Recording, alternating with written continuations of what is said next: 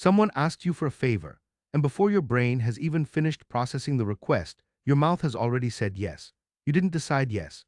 You didn't think about whether you had the time, the energy, the capacity. Your mouth just said yes.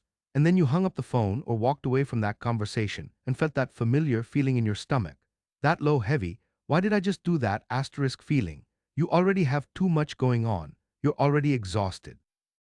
You genuinely did not want to do this thing, but you said yes anyway. And the worst part, this isn't the first time. This is every time. If that's you, this video is going to explain something about yourself that nobody ever told you, and it might be uncomfortable, but it's going to make a lot of things make sense. Here's what most people think when they can't say no. I'm just too nice. I care about people. I don't want to hurt anyone. And maybe some of that is true.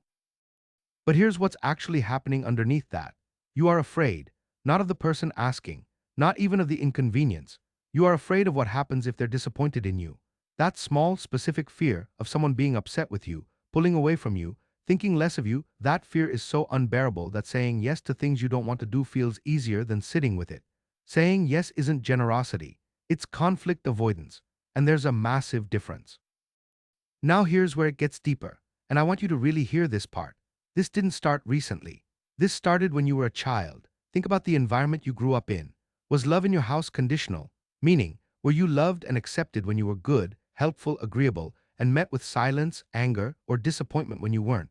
Did you grow up around a parent whose mood you were constantly trying to read, scanning their face the moment you walked into a room, adjusting your behavior before they even said a word, making yourself smaller, quieter, more accommodating, just to keep the peace? If any of that sounds familiar, your inability to say no is not a personality trait. It's a survival skill that you learned as a child and never unlearned. Psychologists call this the fawn response. You've heard of fight, flight, and freeze, the three ways humans respond to threat. The fawn response is the fourth one, and it's the least talked about. Fawning means when conflict arises, when someone is upset, when there's tension, your nervous system's automatic response is to appease, agree, accommodate, smooth it over, make them happy. Not because you want to, because somewhere in your body, it still feels like your safety depends on it.